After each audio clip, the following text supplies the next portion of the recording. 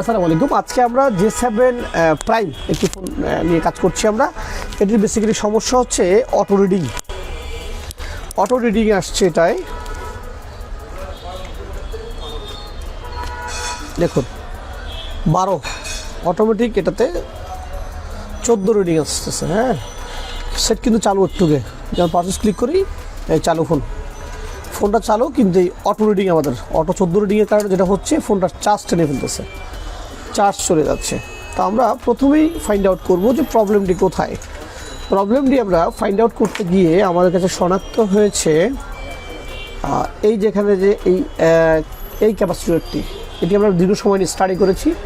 এই ক্যাপাসিটরটি শর্ট, মানে এখানে লাইনটা শর্ট, এটা শর্ট থাকার কথা না, যার কারণে ব্যাটারি কানেক্টরেও ওভার রিডিং দেখাচ্ছে, নেগেটিভ রিডিংটা ওভার দেখাচ্ছে। বুঝলাম কীভাবে? সেম একটি বোর্ড আমাদের কাছে আছে, এটি ডেড বোর্ড। এটাই থাকবে না, কারণ যেহেতু বুটি কেসি খোলা, কিন্তু এটার যে ক্যাপাসিটরটা আছে দেখুন ননসেন্স। যদি গ্রাউন্ড হতো তাহলে এটা গ্রাউন্ড থাকতো, কিন্তু আইসি তোলার পরেও গ্রাউন্ড থাকতো, যদিও বুটি কেসি দিয়ে বুট করা হচ্ছে এটা এই বুটি কেসি দিয়ে।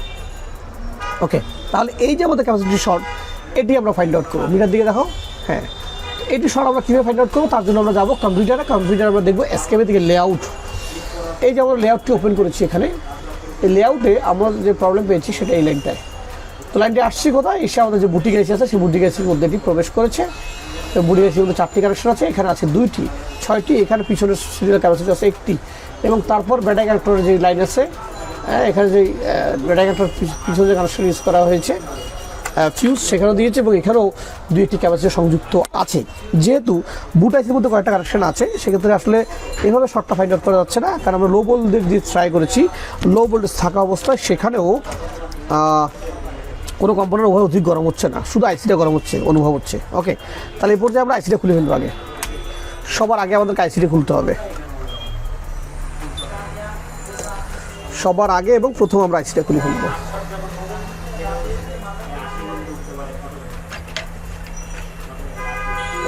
তো প্রথমে আমরা এই বুটি কেসিটা তুলবো।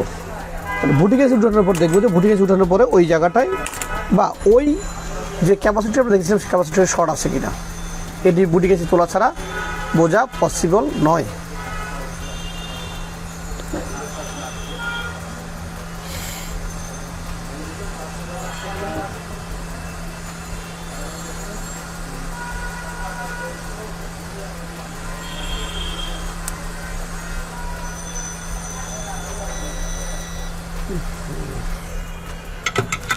ওকে, বুটি কেসিটা আমরা তুলে ফেললাম।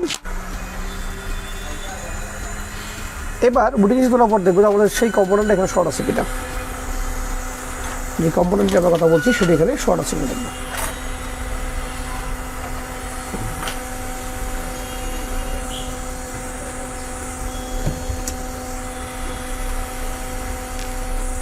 না, বুটি কেসি উঠানোর পরে সেই কম্পোনেন্টটি আমাদের শর্ট নেই, এবং সাথে যুক্ত যে ক্যাপাসিটির কম্পোনেন্ট সেগুলো শর্ট আছে কিনা, ওগুলো শর্ট নেই। তার মানে আমরা আশা করতে পারি যে বুটি কেসিটাই প্রবলেম, এবং বুটি কেসিটা খোলার পরেই আমাদের এই শর্টটি রিমুভ হয়েছে। এখন বুটি কেসি থেকে আশা করছি এই পর্যায়ে বুঝতে পারছি বুটি কেসিটাই শর্টেজ। তো আমরা একটা বুটি কেসি লাগাবো। এই মুহূর্তে একটা বুটি কেসি আমাদের খুঁজে নিতে হবে। বুটি কেসির নাম্বারটা হচ্ছে MU005X02। ওকে, আমরা আইসিটি খুঁজছি। একটা আইসি কানেক্ট করেছি আর একটা ফোন থেকে। তো আমরা এখন আইসিটি লাগাবো। বহু খোঁজাখুঁজি করে একটা পুরনো আইসি একটু পাইলাম। নতুন কত বলো? হ্যাঁ, ভালো করে দিও, বাট বিলটা ঠিক দিয়ে তো সেটা একটা বক্স দাও। ওকে,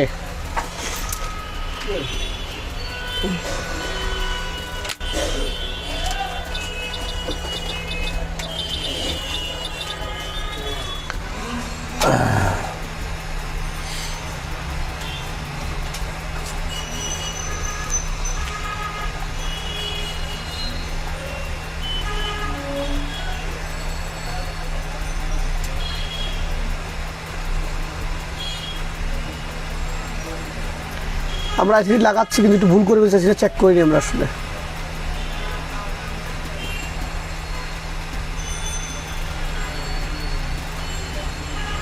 মানে আইসিগুলো যাদের দোষ হচ্ছে এগুলো অটো রিডিং থাকে আইসিগুলোতে। আমরা যেখান থেকে নিলাম, যেখান থেকে খুলেছি আইসিটা, যেমন আমরা খুলছি এই বোর্ডটা থেকে, এখন এই বোর্ডটা অটো রিডিং ছিল কি না সেটাও চেক করে নেই, চেক না করে লাগিয়ে দিচ্ছি। এখন যদি কোনো আইসিটা নষ্ট হয় তাহলে তো কাজ খারাপ হয়ে যাবে, বলা হচ্ছে না, চেক করি আগে একটু আমরা। ওকে, না আইসিটা ভালো, এর রিডিংটা ভালো আছে, এটা দিয়ে দেখবো আমরা। দেখো নেগেটিভ রিডিং আমাদের কমে গেছে, আগে যেখানে শর্ট ছিল সেটা এখন নেগেটিভ রিডিংটা পর আসছে। গুড। যদি আইসি ফিল্টারেশন ঠিক থাকে তাহলে আমাদের কাজটা হয়ে যাওয়ার কথা। আইসি ফিল্টারেশন যদি আইসিতে অন্য কোনো লেয়ারের বা অন্য কোনো পিনের বা অন্য কোনো বোল্ডের অন্য কোনো সেন্সের যদি সমস্যা না থাকে, সেক্ষেত্রে ফোনটি কিন্তু চালু হয়ে যাওয়ার কথা। চালু তো আছেই, ফোনটা চালু ছিল আগেও, শর্টটা প্রপার চলে যাবে আর কি। ওকে, এবার আমরা দেখবো আমাদের ব্যাটারি কার্ডটা যে নেগেটিভ চার্জ ছিল সেটা কমে আসছে কিনা।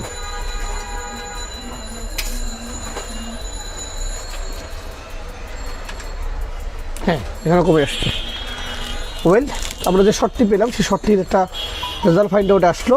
এবার আমরা দেখবো ফোনটি চালু হচ্ছে কিনা। দেখুন এখানে 0 হয়ে গেছে, এখন আর কোনো অটো রিডিং নাই। অটো রিডিংটি আমরা রিপেয়ার করতে সক্ষম হলে আমাদের ফোন চালু হচ্ছে কিনা। ওকে, ওয়াও, এক্সিলেন্ট। কি চমৎকার একটি কাজ ছিল। যেমনটা আমার দেখতে ভালো লাগছে তেমনটা যারা আমাদেরকে দেখছেন তাদেরও ভালো লাগছে।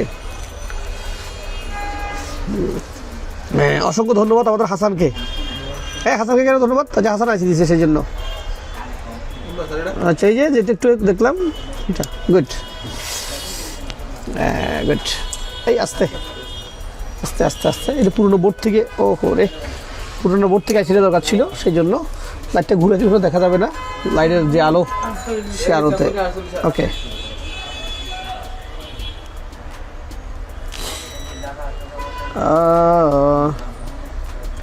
ওকে, এটি কোথাও ভলিউম চাপ পড়ে যায়, সেই জন্য ডাউনলোড মোড চলে আসছে অটোমেটিক। ওকে, তো আমরা যেই ফোনটি খুলেছিলাম আমাদের অটো শর্ট রিডিং এলা, যখন লাগানোর সময় সাধারণত আমাদেরকে এখানে 14 রিডিং দেখাতো, এখন সেই প্রবলেমটি আমরা সলভ করেছি। এখন প্রাসঙ্গিক বিষয়, এই বিষয়টি একটু কথা বলবো আমরা। কথাটা হচ্ছে এই যে আমরা কাজটি করলাম, এই যে কাজটি করতে আমরা সক্ষম হলাম, হ্যাঁ, এই কাজটি করার সময় আমরা যে প্রসেস বা যে রাস্তাগুলো অ্যাপ্লাই করেছি, এটা কিছু প্রবলেম ফাইন্ড আউট করেছি। আমরা কাজ করার সময় তেমন একটা গোমর রাখি না বললেই চলে। গোমর রাখি না বলতে, গোমর না রাখার কিছু কারণও আছে, কারণ পৃথিবীতে মানুষ চিরস্থায়ী না। প্রত্যেকটা মানুষকে তার একটা সময়ের পর এই পৃথিবী থেকে বিদায় নিতে হবে, থেকে যাবে তার সৎকর্ম। তো আমরা চ্যানেলটা এমনভাবে পরিচালনা করছি, চাচ্ছি অনেকগুলো কাজ দেওয়ার জন্য, কিন্তু সময় সবকে হয়ে ওঠে না। এই যে কমপ্লিটটা ফোন, যে ফোনটা শর্ট ছিল, এই শর্টের কারণে ফোনটা হয়তো কি চার্জ টেনে ফেলতো, গ্রাহক এসে বলতো যে যত ব্যাটারি সে লাগাক না কেন তার চার্জ থাকবে না, পাশাপাশি ফোনটা গরম হতো। এই শর্টটা রিপেয়ার করার জন্য কিছু রাস্তা আমরা অ্যাপ্লাই করেছি, কিছু পন্থা আমরা অ্যাপ্লাই করেছি। প্রথম শুরু লাগলো আমরা দেখালাম কি এখান থেকে, যে প্রথমে আমরা প্রবলেমটা ফাইন্ড আউট করলাম যে প্রবলেমটা কোথায়। বেসিক্যালি আগে তো সমস্যা বের করতে হবে। সমস্যা পেয়েছি কোথাও আমরা, এই যে ক্যাপাসিটরটি আছে, এটা বোল্ড ক্যাপাসিটর, এখানে কিন্তু ক্যাপাসিটরটা একটা নেগেটিভ রিডিং থাকার কথা। এটা যে C5064 ক্যাপাসিটর, তো এখানে আমরা নেগেটিভ রিডিংয়ে সামান্য সেন্স থাকার কথা, কিন্তু সেখানে আমরা পেয়েছি কি ফুল সেন্স, মানে জিরো, গ্রাউন্ড হয়ে যাচ্ছিলো। তো খুঁজলাম, কী করলাম আমরা, 1 2 3 4 5, মানে এখানে অলরেডি 6টা জায়গায় কানেকশন করা আছে, এটা আইসির ভিতর সহ। এখন আইসির ভিতর থাকা অবস্থায় আমি যেখানেই কম্পোনেন্ট এক্সপাক্ট করবো, যেখানে আমি বোল্ড এক্সপাক্ট করবো, সেখান থেকে কিন্তু আমার হিট গিয়ে পড়বে কোথায়, আইসিতে। বোল্ডের হিটটা আইসিতে গিয়ে পড়বে, যার কারণে আমি কিছুই বুঝতে পারবো না যে শর্ট আইসি না কম্পোনেন্ট। যেহেতু এই যে এখানে একটা ক্যাপাসিটি শর্ট আছে, এখানে ক্যাপাসিটি, মানে এখানে আরও প্রায় 1 2 3 4টা, এখানে 3টা, এখানে একটা 4টা 5টা 6টা জায়গায়, প্রায় 6টা জায়গায় আইসি ছাড়াই 6টা জায়গায় কানেকশন। তো 6 জায়গায় রিডিং ডাউন দেখাচ্ছে। তো এ পর্যায়ে আমরা কাজটা সম্পূর্ণ করলাম কীভাবে, আইসিটা খোলার পর দেখলাম যে নেগেটিভ রিডিংটা কমে গেল আমাদের। তার মানে কি সবগুলো কম্পোনেন্ট ওকে আছে, আমার আইসিটা ফল্টি। এই যে আমার আইসিটা, তো এবার আইসিটা কী করলাম আমরা, পুরোনো বোর্ড খুঁজতে পরে আমাদের ওই হাসানের সাহায্যে আমরা একটা সেট পাইলাম।